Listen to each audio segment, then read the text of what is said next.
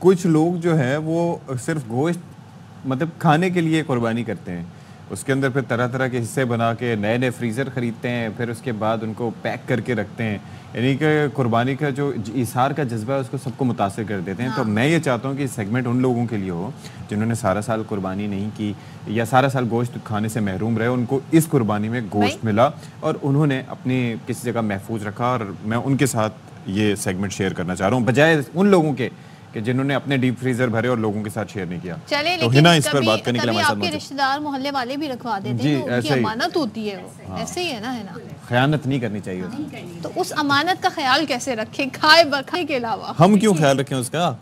جس نے رکھوایا ہوگا وہی رکھے گا۔ اچھا واقعی دیکھیں لائٹس ہیں اور جس طریقے کا ویدر ہوا ہے جس میں اچھے خاصے فریج بھی صحیح کام نہیں کر رہے، تو سب سے پہلی بات کہ گوشت 3 مہینے تک اگر اچھے ٹیمپریچر پہ فریز کیا جائے تو محفوظ رہ سکتا ہے آپ کے فریج میں 3 مہینے تک۔ اچھا ٹیمپریچر کیا ہے؟ یعنی 0 مائنس ڈگری کا، اوپر آپ کی بار بار لائٹیں نہ جائیں، لائٹ جانے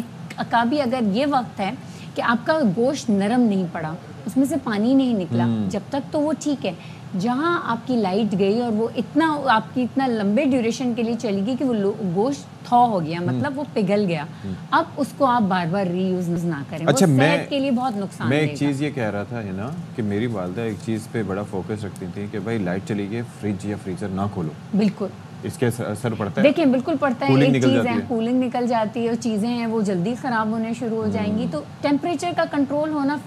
گوشت کو سٹور کرنے کے لیے بہت ضروری ہے۔ دوسری بڑی بات، گوشت کا صحیح سے ریپ ہوا ہونا،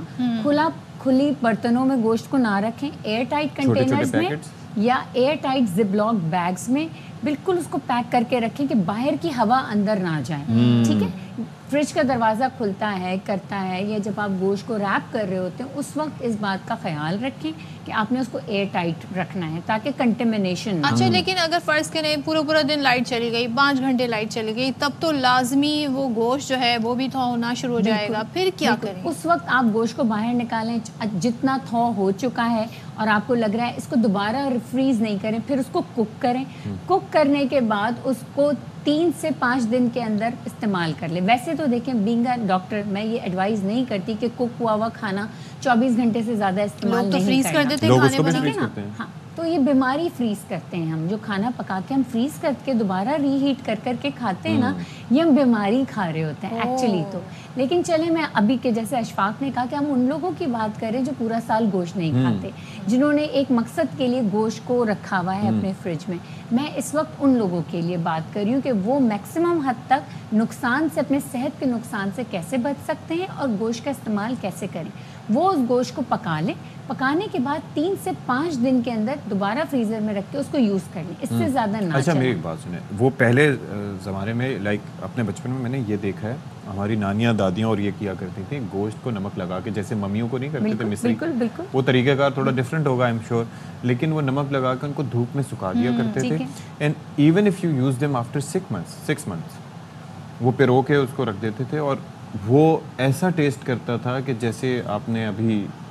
کوئی جانور باربیکیو۔ تو what is the science behind that? دیکھیں اس کے پیچھے کوئی ایز سچ میں سائنس نہیں کہوں گی اور ہیلتھ کے لیے کوئی یہ بینیفیشل نہیں ہے، یہ کہیں نہ کہیں نقصان دہ ہی ہے، کیونکہ یہ تو ایک پروسیس تھا جو کہ اگر اس پروسیس کو ہم نے ونیگر میں ڈپ کر کے یا لیمن میں ڈپ کر کے یا چلیں سالٹ میں بھی ڈپ کر کے پھر اس کو میں نے ایئر ٹائٹ میں رکھ دیا ہوتا تو فرمنٹیشن ہو جاتی، لیکن وہ ویجیٹیبلز میں ہوتی ہے یا اس کو اچار کی فارم میں فرمنٹیشن کر دی ہوتی تو ٹھیک تھا، لیکن دھوپ میں سکھانا جس میں بیکٹیریاز لگ رہے ہیں، ایئر کانٹیکٹ ہو رہا ہے، تو اس کو میں ہیلتھ کے لیے تو فائدہ مند نہیں کہوں گی۔ فرمنٹیشن گڈ کہ سبزیوں کا یا آپ جس طریقے کا اچار یا بنا کے پھر آپ اس کو کنٹینر میں اسٹوریج کریں۔ اچھا بعض لوگ گوشت بوائل کر کے بھی رکھ دیتے ہیں، تو وہ کیسا رہتا ہے؟ 3 سے 5 دن کے اندر کھانا ہے پکا ہوا گوشت، اس سے زیادہ صرف پانی میں بوائل کیا ہے انہوں نے نمک ڈال کے، ٹھیک ہے وہ ٹھیک ہے۔ اب آپ نے کیونکہ دیکھیں نا ایک موئسچر چلا گیا، وہ کک ہو گیا، اب میکسیمم 5 دن کے اندر آپ اس کو کھا لیں۔ اور یہ جو کیا نام ہے اس کا بقرہ عید سے پھر اگلی چھوٹی عید تک بچا کے رکھتے ہیں گوشت، اس گوشت کا کیا ہوتا ہوگا؟ کہیں نہ کہیں یہ بہت نقصان دیتا ہے۔ ہم پھر انہی لوگوں کی بات کرتے ہیں جن کو پورا سال گوشت میسر نہیں ہوتا، وہ اگر چلیں پکا کے بھی رکھ رہے ہیں تو اس میں نمک، ادرک اور لہسن کا استعمال بہت زیادہ کر لیں، سرکہ اور لیمن کا استعمال بہت زیادہ کر لیں، اور جب گوشت کو سٹور کر رہے ہوں تو اس کو اس کو چولہے پر یا تندور میں یا اوون میں یا کسی بھی ایسی چیز پہ اتنا پکا لیا جائے کہ اس کا واٹر جتنا ایکسس سے وہ ڈرائی ہو گیا ہو. اس کے بعد اس کے چھوٹے چھوٹے سے پیکٹ بنا کے اس کو ایئر ٹائٹ باکس میں یا پیکٹ میں زپ لاک میں ڈال کے پھر اس کو رکھا جائے, تاکہ ایک وقت میں, ایک اور پوائنٹ کی بات بتاؤں گی, ایک وقت میں اتنا ہی استعمال کا پیس نکال دیا جائے جتنا فیملی کو چاہیے. وہ اتنا بڑا پیس نکال کے پھر اس پہ اس کے ساتھ لڑائی ہو رہی ہوتی ہے کہ اب اس کے ٹکڑے کر دیں. لیکن اب جیسے آپ نے قیمہ نکالا بوٹیوں کا, ٹھیک ہے, اس میں آپ نے مسالہ لگایا, اب ایک ٹائم پر تو وہ کباب نہیں پورے بن سکتے, آپ نے وہ قیمہ ایز اٹ از اٹھا کے رکھ دیا, شامی کباب تھوڑے سے ہاف کوک کر کے رکھ دیے, کوفتے رکھ دیے, تو یہ اب بتاتی ہوں, یہ سہولت ہے نا, یہ سہولت ہے, لیکن میں بتاتی ہوں اب اس کو بھی کیسے رکھنا ہے. ایک وقت میں اتنا سارا اکٹھا کر کے اس کے بھی چھوٹے پیکٹس بنانے ہیں. آپ کو پتا ہوگا کہ آپ کی فیملی میں ایک وقت میں اتنا پیس نکل کے کنزیوم ہوگا. ٹیمپریچر کنٹرول کچھ اور جس طرح سے آپ نے کہا 3 سے 5 دن کا فارمولا, وہ کبابوں پر تو لاگو نہیں ہوتا. دیکھیں میں پھر مانتی ہوں کبابوں پہ لاگو نہیں ہوتا. میں پھر اگر ہیلتھ کی بات کرنے لگوں گی تو میں کہوں گی کہ وہ آپ نے بار بار بنانی ہے اور اس کو چلیں بار بار شامی کباب, اتنی محنت کا کام, تو اتنی ساری ایک ساتھ بنانے سے بہتر ہے تھوڑے تھوڑے بیچز میں بنائیں. وہ بڑی محنت بار بار نہیں ہوتی نا. نہیں اچھا, میں نے ایک بڑا اچھا دیکھا, بھی لوگ مجھ سے پوچھتے ہیں ہیلتھ کے لیے ایک ٹائم نہیں نکلتا ڈاکٹرز کے پاس, ہاسپٹلز میں لائن لگا کے لمبی قطار مریضوں کی بیٹھی ہوئی ہے, وہاں بیٹھنے کے لیے ٹائم ہے, گھر میں فریش کھانا. تو بھائی رمضان میں کیا ہوتا ہے, آپ فروزن آئٹم لیتے ہیں, سموسے لیتے ہیں, باقاعدہ گھر میں وہ سموسوں کے لیے قیمہ تیار ہوتا ہے, اور وہ فروزن آئٹمز بھی صدف کب کے رکھے ہوتے ہوں گے, لیکن وہ پھر بھی باہر سے فریش ہوتا ہے. بالکل, آپ بتائیں, وہ تو فریش ہوتا ہے, باہر کا تو کتنا برا ہوتا ہے. اور وہ فروزن آئٹم بھی اگر ہم گھر میں بھی اس کو اگر ہم بہت زیادہ برے طریقے سے پکا کے کھاتے ہیں نا, تو آپ دیکھیں رمضانوں میں کتنا سنا ہے آپ نے کہ طبیعت نہیں ہے صحیح, افطاری کے بعد تیزابیت ہو رہی ہے, اب کہیں باہر جانے کو دل نہیں چاہ رہا, پھر عید آتے آتے سب بیمار ہو رہے ہوتے ہیں,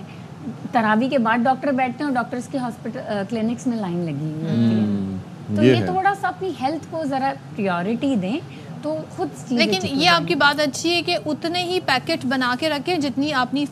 کی فیملی کی کنزمپشن. گوشت جو ہے نا بڑے پیسز میں نہ رکھیں, کیونکہ ڈی فروسٹ کریں گے تو پھر آپ کو سارا کرنا پڑے گا, that would be a problem.